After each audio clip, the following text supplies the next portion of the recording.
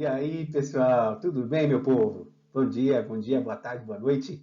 Como é que vocês estão? Então, estou aqui com um novo projeto, né? Biologando com Raul. A ideia é que a gente converse um pouco sobre vários temas da área de biologia e resolva alguns exercícios de ensino médio, FUVEST, Unicamp, Unesp, Enem, enfim. E também, além disso, a ideia é que também a gente trate da biologia num nível, né, superior também para os alunos do ensino superior e tentar aí abarcar esses níveis todos ao mesmo tempo, ou enfim, vamos ver, tá bom? Bom, é isso, gente. Estou aqui convidando então vocês, sejam bem-vindos, né? E também, além disso, eu peço que vocês, por favor, me sigam no Instagram, na página do Facebook também, @professor Raul. Cuidado que é professor, e aí esse Rzinho do final, você já utiliza para fazer o Raul, entendeu? Então, professor Raul. Nossa, demais, hein? E a ideia é essa, tá bom? Um abraço, café. Ah, uma coisa. Café na veia sempre. Bom dia para todo mundo, boa tarde para todo mundo, boa noite para todo mundo e vamos embora, vamos tocar o barco. Então, a ideia é tratarmos hoje, nesse momento, sobre membranas biológicas, certo? Bom, olha aí o menininho pensando, né? Qual é a constituição química das membranas biológicas? Então, vamos lá, gente. As membranas biológicas, eu trago assim membranas biológicas porque não é só a membrana celular. Quando a gente fala de célula, a gente pensa já na membrana citoplasmática, mas na verdade eu estou falando de membranas biológicas de forma geral. Ou seja, todas as membranas que existem nas células. Então, se você pensar em organelas membranosas, como por exemplo retículo endoplasmático, mitocôndrias, né? Se você pensar, por exemplo, em complexo golgiense, são todas membranas, são todas organelas formadas por membranas, né? Então, tanto a membrana celular quanto as outras membranas que estão na célula, formando a célula, nós temos aí, então, as formadas por membranas biológicas. E aí, então, a gente tem que pensar na constituição dessas membranas de uma forma geral, que são principalmente formadas por fosfolipídios. Então, a gente tem que pensar o seguinte, o que é um fosfolipídio? O fosfolipídio é uma molécula de lipídio, né?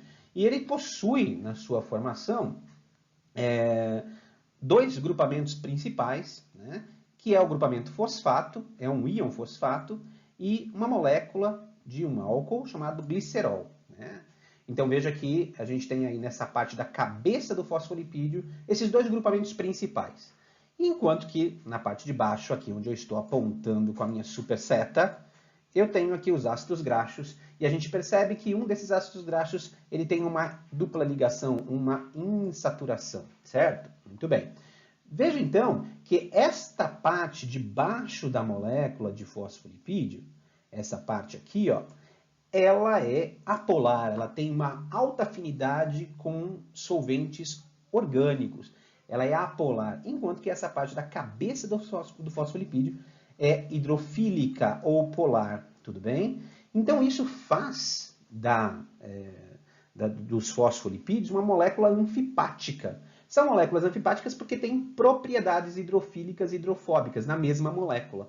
Então, essa característica anfipática é que faz do fosfolipídio a molécula perfeita para formar as membranas biológicas, visto que elas são membranas formadas por duas camadas de fosfolipídios, como está sendo mostrado aqui nesse desenho, né, ao lado, tá vendo? Então a gente vai ver agora, no próximo slide, como é que esses fosfolipídios são arquitetados de maneira um pouco mais detalhada para formar as membranas biológicas, beleza? Então, vamos lá. Como é que esses fosfolipídios eles se arquitetam para formar as membranas biológicas que as células possuem? Vamos dar uma olhadinha aqui nesse esquema que eu trouxe. Veja, as membranas biológicas, elas foram descritas pela última vez, ou melhor, né, a descrição mais aceita das membranas biológicas foi feita por Singer e Nicholson em 1972, e eles descreveram essa membrana biológica como um modelo de mosaico fluido. Então, esse nome, modelo de mosaico fluido, o nome, é o título que foi dado à descrição desses dois cientistas com relação às membranas biológicas. Então, a gente vê aqui no esquema, né, as estruturas que formam essas membranas biológicas da célula. Aí você pode dizer, mas Raul, peraí, tá muito confuso esse negócio aí. Calma, é o seguinte, ó, deixa eu tentar explicar com calma.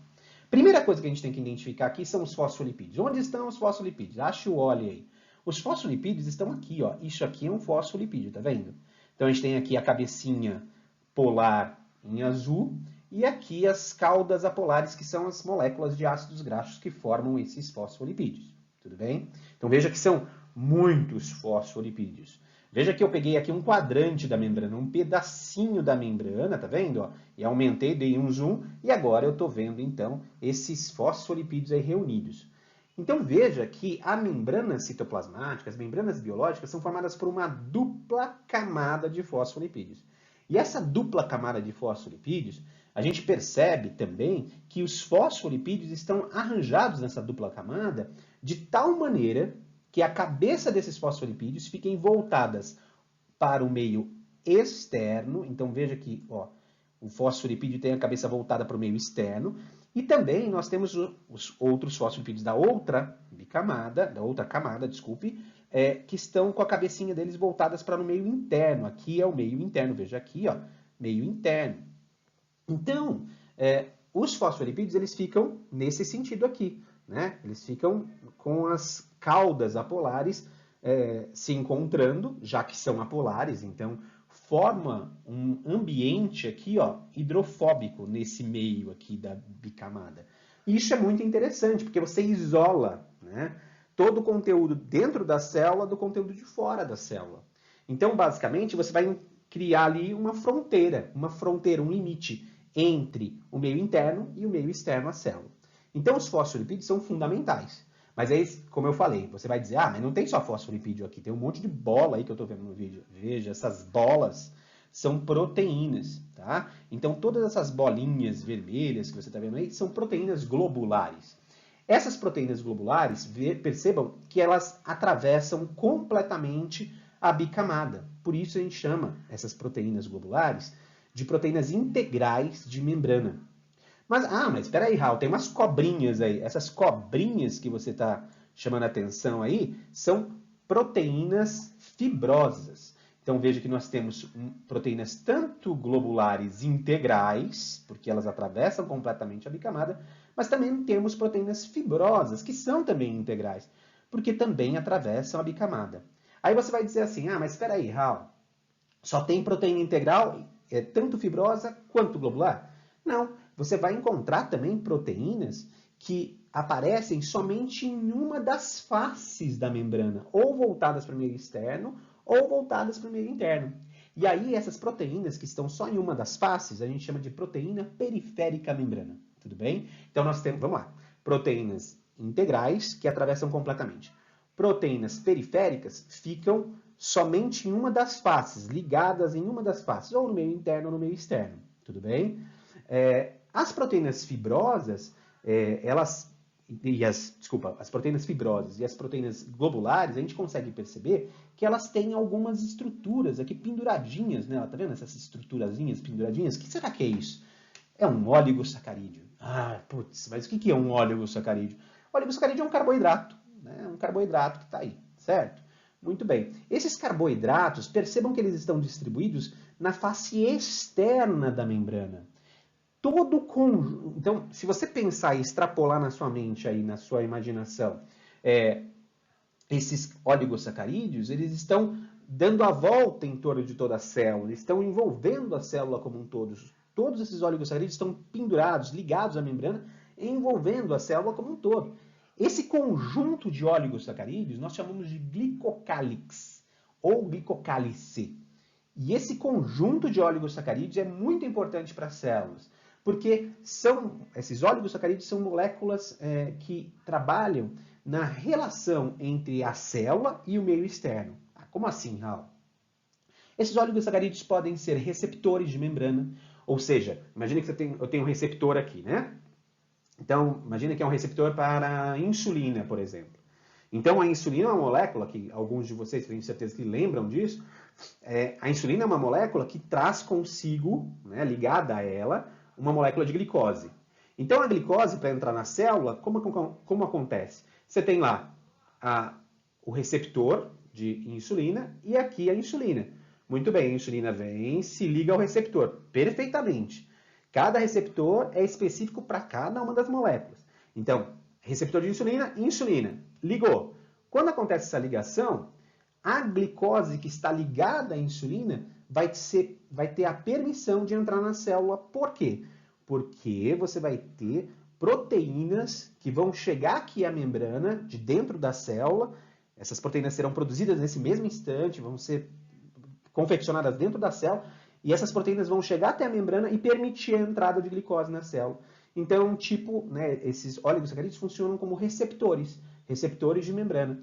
Um outro exemplo que eu posso passar para vocês, na membrana do espermatozoide nós temos um receptor específico. Esse receptor específico, ele recepciona uma molécula que está na membrana do ovócito. Então, imagine, o ovócito, o óvulo, ele tem lá um oligosacarídeo. Esse oligosacarídeo, ele está especificamente na membrana do ovócito do ser humano. Então, quando o espermatozoide chega até o ovócito, existe um receptor para esse oligosacarídeo. E aí, consequentemente, eles vão se ligar. E quando acontece essa ligação, quer dizer que o espermatozoide e o ovócito são da mesma espécie. Nós chamamos isso de reconhecimento espécie específica. Então, você vai ter aí esse reconhecimento acontecendo. Então, veja que os oligosacarídeos presentes no glicocálice são muito importantes. Mas não somente para a recepção, outras funções eles vão assumir também.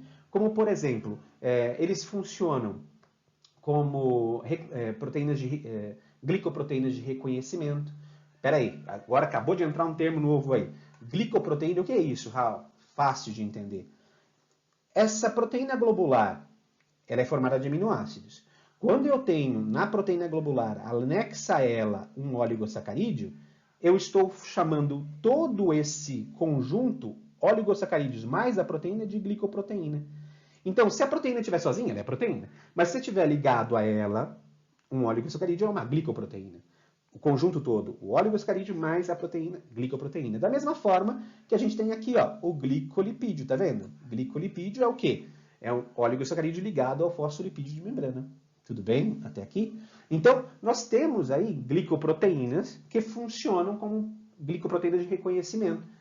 Imagine então que você tenha lá um oligosacarídeo na membrana celular e esse oligosacarídeo, ele é um tipo de oligosacarídeo que está presente em uma espécie, mas não está presente na outra espécie. Então, você também tem reconhecimento acontecendo pela presença desse oligosacarídeo na membrana da célula. Tudo bem?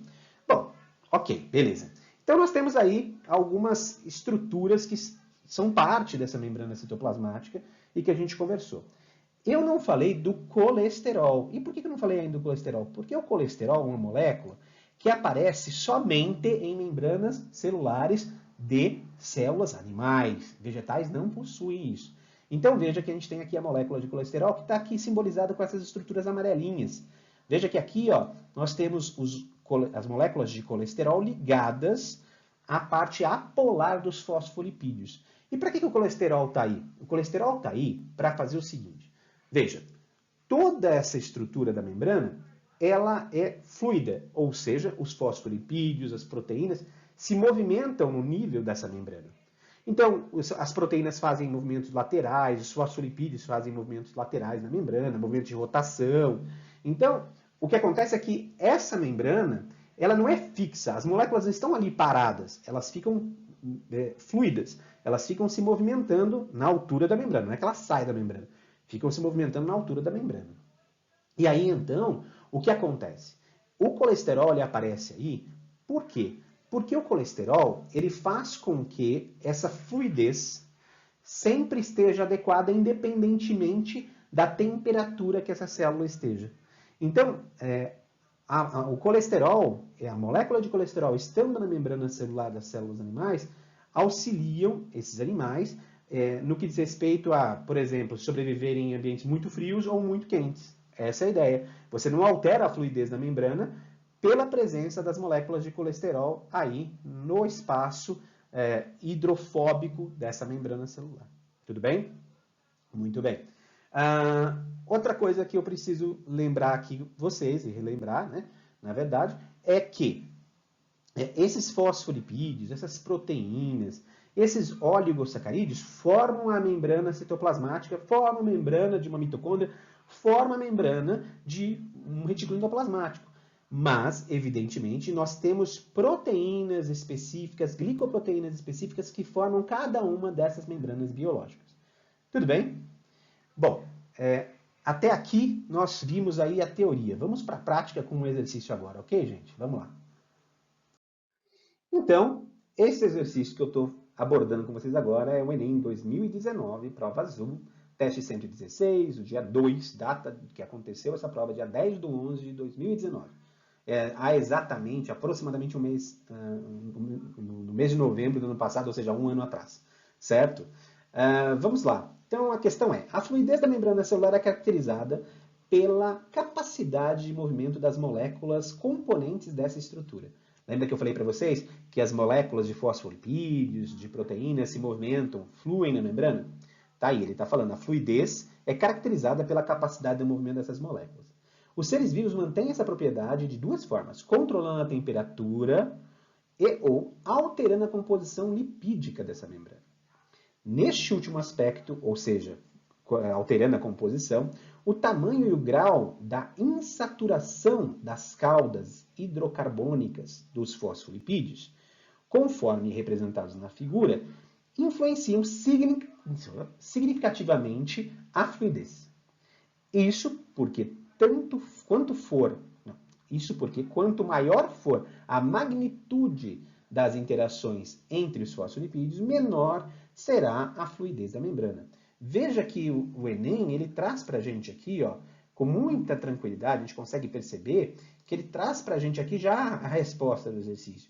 Ele fala assim, ó, isso porque quanto maior for a magnitude das interações entre os fosfolipídios, menor será a fluidez dessa membrana. Menor. Então, vamos pensar. A gente tem a representação gráfica aqui desse fosfolipídio que a gente já viu no slide passado. A cabeça polar, a insaturação, ok, tá tudo bem aqui, as caudas apolares, tudo bem. Assim, existem bicamadas lipídicas com diferentes composições de fosfolipídios, como mostradas na figura, nas figuras aí de 1 a 5. Muito bem. Então, a gente tem aqui, A1 só tem fosfolipídio saturado, a gente consegue ver que os ácidos graxos são todos saturados, porque elas estão todas em linha reta. Aí, né? O 2, você tem aí vários fosfolipídios formando a bicamada, só que todos eles têm saturações. A 3, alguns têm, outros não. A 4 são fosfolipídios maiores, né? Você tem fosfolipídios com cadeias carbônicas nos ácidos graxos mais longas. E a mesma coisa no 5, só que agora no 5 você tem essas cadeias carbônicas mais longas, porém com insaturações. E ele pergunta, qual das bicamadas representadas acima possui maior fluidez? Ou seja, maior fluidez. Tudo bem?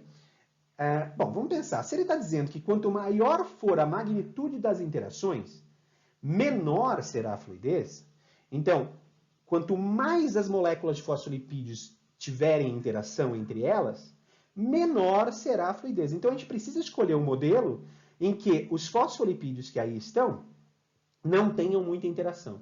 Se eles tiverem menos interação, vai ser maior a fluidez. Então, vamos pensar. Bom, a gente percebe, por exemplo, no 1, que esses fosfolipídios estão todos colados uns aos outros, então a interação é grande. Da mesma forma no 4. Né? Então a gente pode ficar aí entre a 2, a 3 e a 5.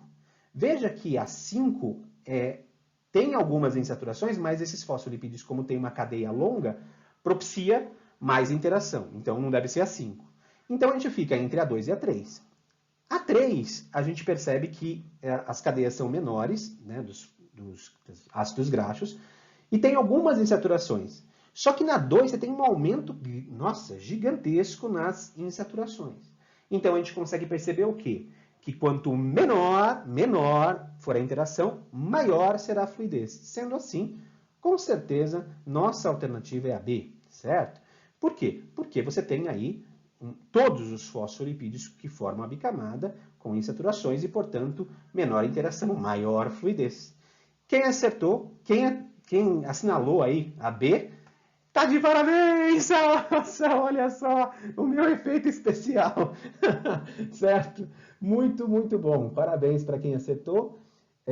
Espero que tenham gostado, fiz com muito carinho e agora eu só peço que vocês, por favor, me sigam no Instagram, me sigam no Face. Não vai demorar muito, eu vou colocar vários vídeos lá no canal do YouTube também, que eu vou ainda falar com vocês. E é isso, tá bom? Um grande abraço para todos e fiquem com Deus. Abraço. Tchau, tchau.